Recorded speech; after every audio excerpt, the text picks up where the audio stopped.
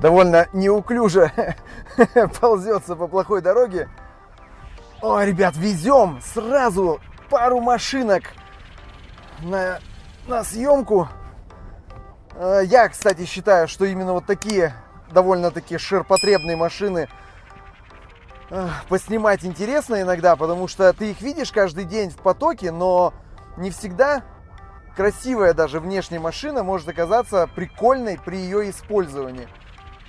Даже просто вот по городу поерзать, особенно по загруженному городу в часы пик, очень даже полезно. Ух, какой, елки-палки, тормоз-то! Какой тормоз-то хороший, блин, ё-моё. Вот что значит свежая тачка, колодки еще не ушатались.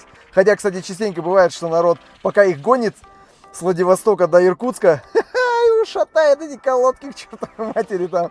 Носятся же, тачка же без, получается, без номеров.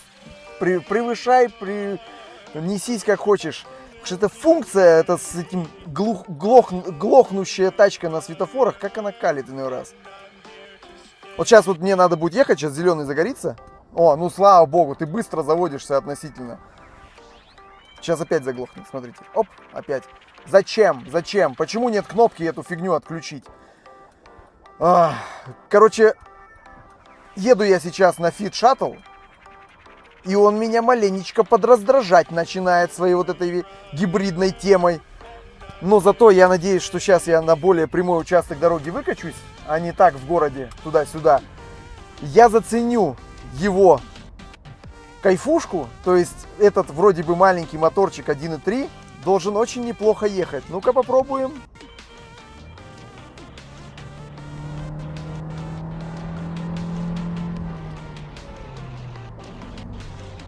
Шумноват. Да.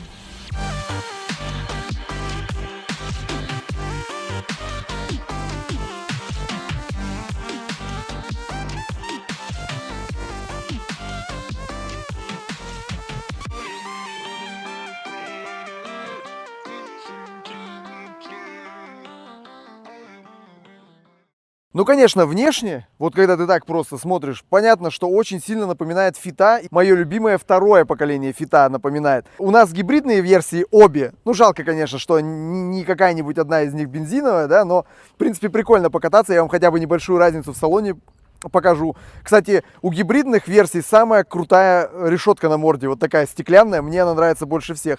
Хотя гибридные версии, это не означает, что это какие-то особенно крутые и нафаршированные комплектации. Даже вот по фарам, видите, у нас обыкновенные фары, не какие-нибудь там, знаете, экстра диоды, супер дорогие, крутые, ничего особенного. Хорошая гибридная версия будет стоить примерно 800 тысяч плюс, с учетом всех комиссий и доставки во Владивосток. Так что еще плюсуйте, ну, скажем, 50 тысяч на автовоз, ну, допустим, до Иркутска. То есть усредненно 800-850 будет стоить уже у вас дома, стоящий под окошком, шикарный, блестящий гибридный Fit Shuttle. Здесь нужно обязательно упомянуть, что гибридные версии очень трудно найти с маленьким пробегом, потому что эти машины, в принципе, даже сами японцы изначально покупают для того, чтобы много ездить. Поэтому они в основном на аукционах стоят, ну, с относительно большими пробегами, уж точно больше 100 тысяч.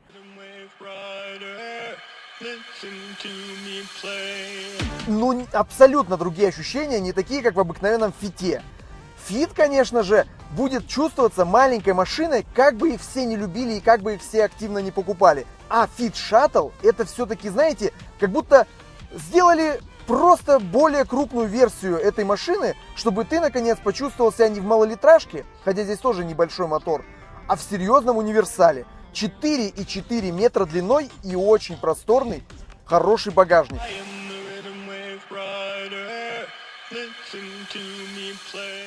Мне в первую очередь нравится какая трансформация задних сидений, что его не обязательно складывать, а можно прямо вот это пространство, да, чисто вот здесь на полу, сделать просторным. То есть можно вот так вот поднять спинку, причем вот эта штука, она как защелка выступает. И элементарно можно сюда положить просто сумку, да, то есть не разгружать так прямо вот весь багажник, там что-то, короче, то, чтобы быстрый доступ был.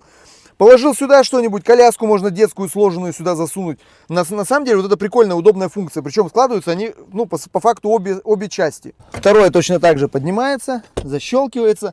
Кстати, если у того сидения вот эти штуки это просто ножки, ну такие вот пупки, блин, то здесь у нас вот можно так раз, они как в качестве замочков выступают, и открыть вот такой, ну, кармашек такой непонятный зачем. Ну, не знаю, что-то сюда можно, конечно, положить.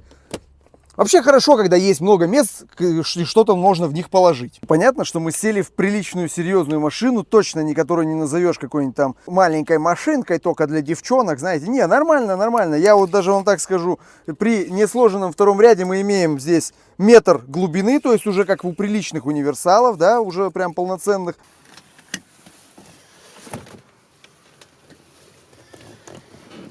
Смотрите, я сложил и второй ряд сидений, еще и переднее пододвинул, чтобы получить максимально длинное такое пространство, гляньте. Вот сейчас у меня 198 сантиметров до переднего сидения. Вы приколитесь? Не, ну тут стандартные, конечно, ну-ка сейчас стандартно вот здесь до переднего ряда будет 175. Но вы понимаете же, что это габариты багажника, которые сравнимы с габаритами багажника у серьезных таких универсалов типа Nissan Venira или Toyota Mark II Qualis. Понимаете? То есть там 5-метровые почти что машины, а здесь машина 4,4 метра длиной. Причем стоит вспомнить, что это же машина гибридная, и как будто бы часть багажника должна теряться на батарею. Нет, она вот здесь вот находится под вот этой частью пола и ничему не мешает. Вот, кстати, пример мягкой шторки. То есть я, помните, в некоторых машинах говорил, что бывают версии с вот этими шторками твердыми, да? То есть когда ты на нее, как на полку, можешь что-то тяжелое даже положить. А здесь это просто мягкая шторка, мягкая закрывашка. Хотя что-нибудь такое не тяжелое можно, конечно, сверху кинуть. Батарея на самом деле нам, конечно, мешает тем, что у нас нет запаски. Вообще никакой, даже бананчика, чего-нибудь такого слабенького, маленького. Только ремонтный набор, да, вот его в отдельный отсек поместили сюда. Кстати, классно то, что используют даже вот те участки кузова, которые многие другие производители не используют. То есть пытаются максимально использовать вот все пространство, понимаете? То есть, например, здесь есть глубокая ниша, да, здесь есть место под домкрат, причем оно расположено, по сути, вот внутри бампера, понимаете? Вот прям вот здесь вот внутри, я вот в дырочку могу руку засунуть и потрогать бампер изнутри, понимаете? То есть полезное пространство, оно не вот здесь заканчивается, оно буквально вот здесь, можно сказать, заканчивается. Здесь есть вон проушинки для буксировки. Смотрите, даже отвертку положили. Ё-моё, вы гляньте. Кстати, всегда было интересно подобного рода автомобили, да, что там, знаете, гибриды, вариаторы, вот это вот все дело. Ну, нельзя же буксировать. Чуть что, сразу вызывайте эвакуатор. А чё ж тогда буксировочные петли-то в комплект с завода кладут? Вот это интересно. Чисто, наверное, чтобы затащить машину, да, на эвакуатор, только и всего. Ой, все, там 3 метра затащили, все, а то не дай бог. Я, конечно, не рискнул бы такой машиной, например, буксировать свой микроавтобус, это точно. Но мне кажется, друг друга они оттащить могли бы в себя вполне. Там, ну, не на сильно большое расстояние, временами останавливаясь, там, остужая коробку. Ниша, кстати, сколько глубиной это у нас? Елки, 20 сантиметров глубиной. Вполне себе можно что-нибудь насовать. У нас версии машин не самые бедные, но и, конечно, не самые богатые. У нас смешанный, как я называю, салон, да, получается, с кожано-тканевыми сиденьями, такими кожаный руль. Вот у нас у этого не полный мультируль, у того полный мультируль с двух сторон, кнопочки имеются. Но в целом мне радует мысль, что они бывают еще побогаче. Ну, например, такая классная вещь, как стеклянная панорамная крыша. Ну, это круто же, да? Особенно, когда начинают сравнивать Fit Shuttle с Honda Airwave, да, которые вообще многие считают такими вот конкурентами основными, да, на тот момент. Мне всегда приятно сказать, так подождите-ка, у Fit Shuttle тоже такая версия бывает, не только у Airwave, не только Airwave этим известен, да, что вот эта крыша стеклянная бывает. А в целом салон, на самом деле, от обыкновенно фитовского салона далеко не ушел.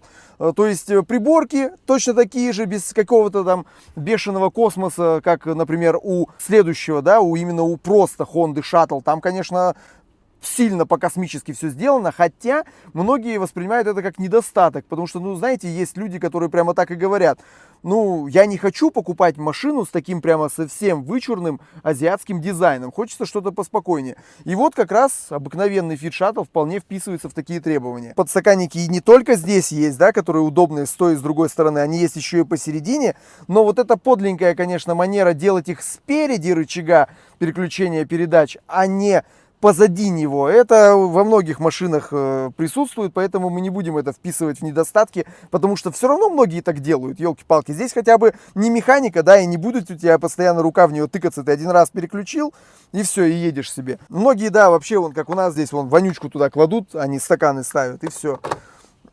Кстати, глубокий такой карман вот здесь по центру. Он мне сразу напомнил глубокий такой же карман у последнего поколения Honda Civic, которое никогда в жизни я в России, на территории России не видал.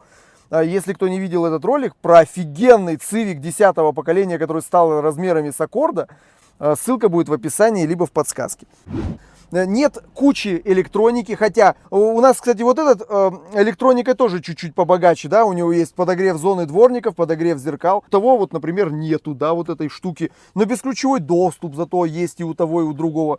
Кстати, интересный момент, что у этого у нас как раз совсем штатная заводская мультимедиа. У того уже поставили современную какую-то японскую каррозерию. Хотя на самом деле бестолково и то, и другое, потому что навигация у вас не будет работать, с музыкой там придется как-то повыкрутасничать. Конечно, в случае с штатным мультимедиа повыкрутасничать придется побольше, чем с каррозерией, но я думаю, это уже у кого насколько терпения хватает. Из прикольных моментов я вам, конечно, озвучить тут много чего-то не могу. И ты тоже что-то бухтишь, да? О, господи ж ты, боже мой. Мне нравится здесь вот этот экранчик цифровой, то есть по климат-контролю который. Вот этот многие любят бардачок. Знаете почему? Потому что у него там есть выход от кондиционера, и типа туда можно всякую фигню класть и типа охлаждать. Здесь хороший бардачок. Но на самом деле вот этот бардачок ничем не больше, чем фитовский. Хотя я слышал отзывы, что типа, ой, да тут же больше, чем у фита. Да нифига подобного. Он точно такой же вообще, один в один.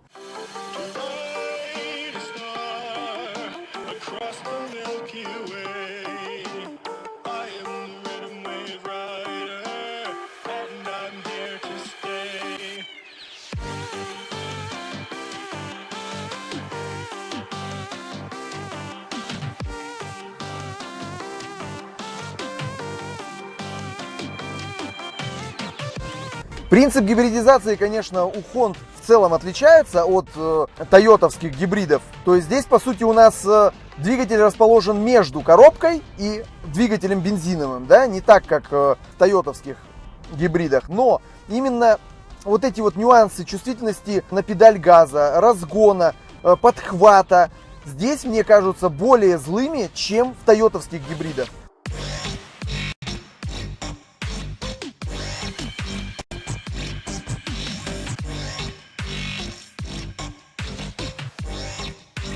Гибрид у Honda можно назвать параллельным. То есть вот эта система гибридная, по сути, является помощником в работе бензинового мотора, только и всего.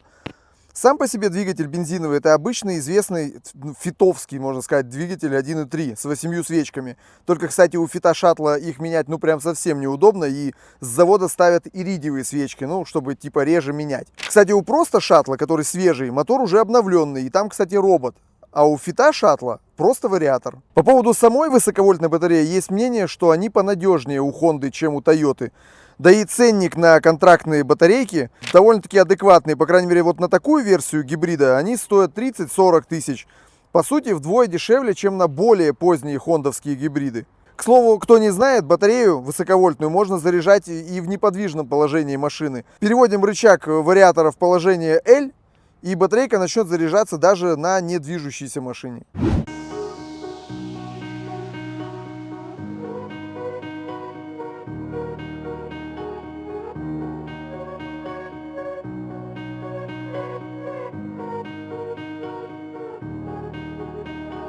Конечно, сейчас осталось только проверить, действительно ли он так динамично едет, как все расхваливают. Но прежде я вам обязательно скажу, что на удивление низкий расход у хондовского гибрида оказался правдой. Обычно преувеличивают, когда говорят, что в городе можно добиться расхода литра там, в 5-4. Ну, то есть мы говорим опять же, что это не маленькая машина, это не какая-нибудь Аква там или что-то такое маленькое, да, маленький гибрид.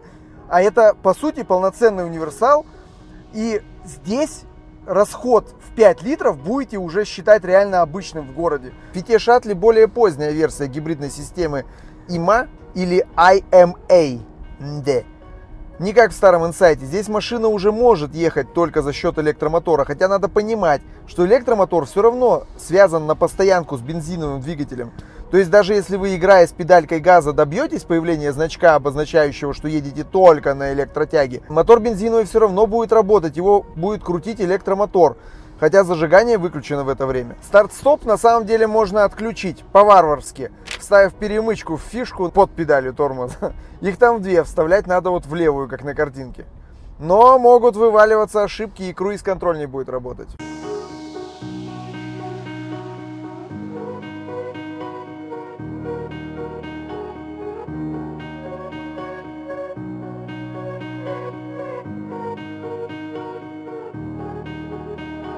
Ну что, проверим, как шустро едут суммарные примерно 100 коней бензинки и электрического помощника, да? Раньше мы делали всегда так.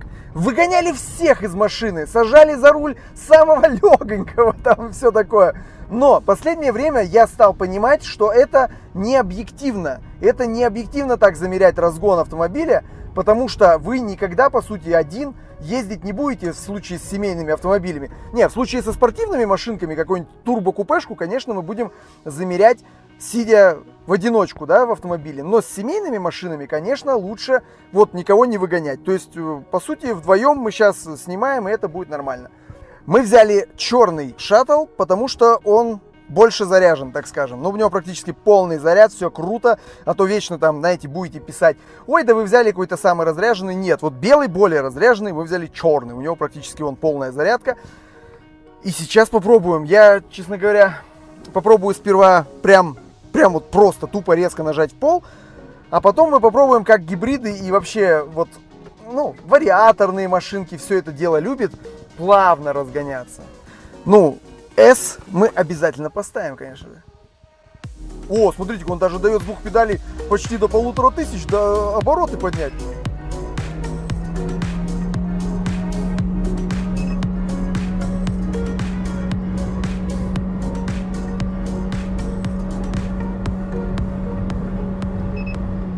Что-то мне S-режим вообще не понравился. Что-то как-то, да?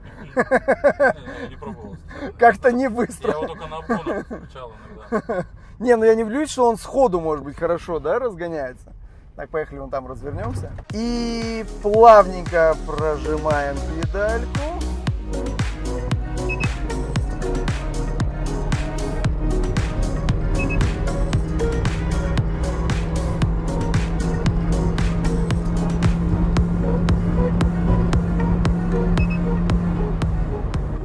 В общем так, если у нас в машине будет загрузка, скажем, втроем из обыкновенных людей, обычная семья, да, скажем, три человека, да, папа, мама, ребенок средних размеров, будет машина ехать примерно как мой микроавтобус на механике с задним приводом. То есть 16 секунд где-то там. Если мы будем стараться из него что-то выжать, и, может быть, будем ехать чуть-чуть с горки, мы будете иметь разгон секунд 13. Оценивайте сами в комментариях, хорошо это или плохо. В целом, конечно, подвести итог можно. Машина абсолютнейшее позитивное впечатление оставляет, потому что в ней всего в меру. В меру электроники, в меру динамики, в меру простора. Ну, понимаете, да, то есть она не гигантская какая-то машина, а она именно практичная. То есть при небольших габаритах внешних у нее хорошие габариты внутренние. И я не могу сказать ничего плохого ни про надежность, ни про расход. То есть это уже, по сути, не новый, да, автомобиль. Но он абсолютно еще не устарел ни внешне, ни внутренне, ни с какой стороны. В общем, обязательно пишите комментарии. Про такие машины мнение мне очень интересно почитать. Особенно если кто-то прям хорошо и развернуто комментарий напишет. Подписывайтесь на канал и всем пока.